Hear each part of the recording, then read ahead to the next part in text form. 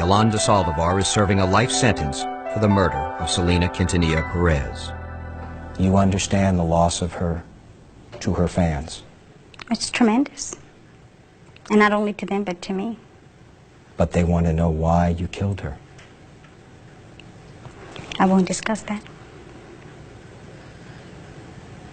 Why not? Because the truth is not out. So tell it. Not in a court of law. You've had your day in court. Why didn't you tell it then? I was not given an opportunity to defend myself. I was represented, which is different. Yolanda, at that time, your life depended on it. If there is this information that if it doesn't exonerate you, at least gives context as to why Selena Quintanilla is dead, why would you not have demanded that that be presented in court to spare your life? If I knew then what I know now, you can rest assured that my trial wouldn't have gone the way it is, or that it was. I can assure you that. During the course of a 2-hour interview, Youlanda was continually evasive, bolstering the public image that she's clever, cunning, and manipulative. While her conviction is on appeal, Yolanda's reluctance to answer certain questions is understandable. But then, as the interview continues, she jumps at an opportunity to supposedly tell all. This is a letter that your family has said you received here in prison. Is it? Mm-hmm. Behind the Music was given 2 letters by the Saldivar family prior to this interview. They are allegedly from a man named Lorenzo Salinas, who Youlanda says she and Selena met while doing business in Mexico in early '95. The Texas Department of Corrections confirms the letters were mailed from outside the prison. But during an exhaustive 7-month investigation, Behind the Music was unable to find Lorenzo Salinas or confirm his existence. He tells me exactly what I've been saying all along. Which is what? That he feels his conscience is killing him because he knows the truth, and he knows that he feels that, or he thinks that I have things that will eventually say it all. And do you? Yes. Youlanda claims that 2 weeks prior to the murder, she discovered videotapes damaging to Selena's career, and that she had a diary of Selena's that corroborated information on the tapes. In his purported letter, Lorenzo Salinas claims he was hired to beat up Youlanda, to retrieve the tapes and diary as part of a plot to extort Selena. Youlanda claims she was attacked, but managed to get away. You know where those tapes are now? Exactly. You know where that diary is now? I know where they're at. Youlanda contends they remain where she stashed them, in a safe deposit box in Monterrey, Mexico. Why is that information significant to the death of Selena Quintanilla? Because that is many of the things that were discussed that day. It was not about the embezzlement. It was not about no obsessed fan or being fired. It had nothing to do with that. What Youlanda won't explain is why, if she was protecting Selena, she instead killed her. Yolanda's state of mind is an issue in this case. San Antonio attorney Ramiro Estrada has been retained by the Saldivar family. He says while the information in Mexico may not exonerate Youlanda, it will somehow shed light on her state of mind in the days leading up to the murder. Estrada hopes the alleged evidence will open the door for a second trial and a reduced sentence.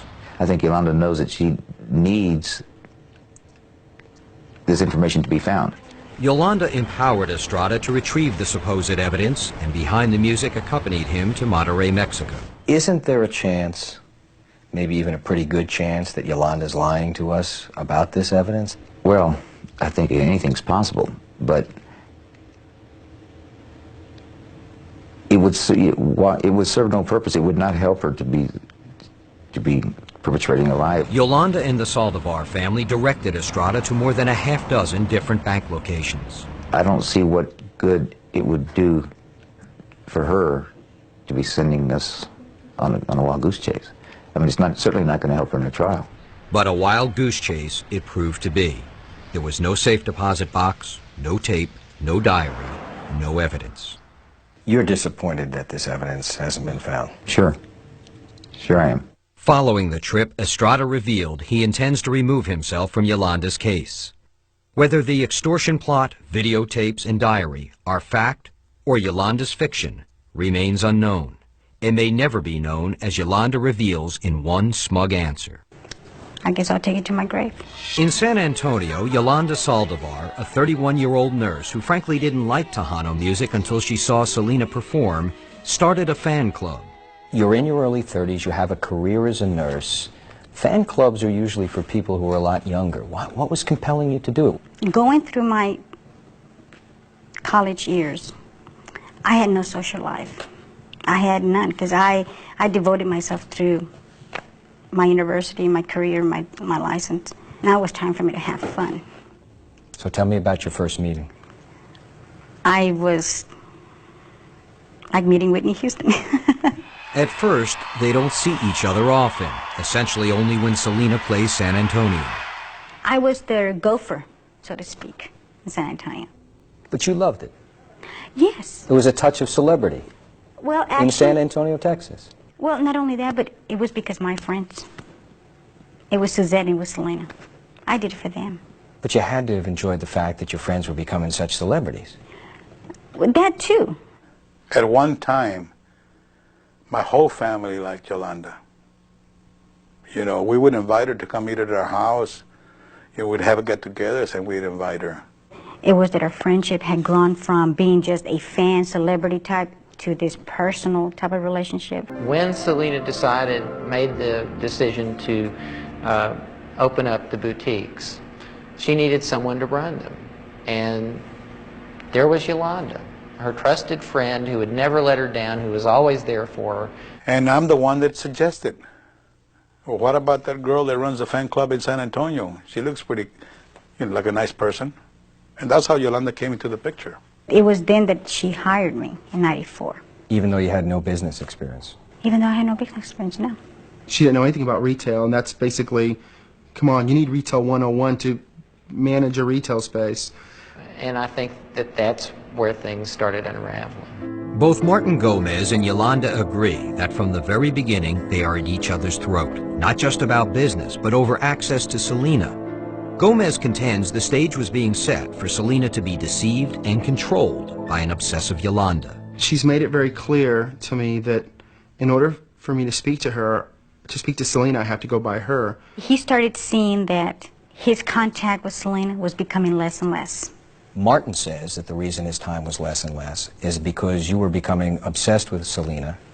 That's not true. Youlanda derived her popularity with people because of her association with Selena. And if anyone else was going to get closer to her to Selena, or get her ear, that was a threat to Youlanda.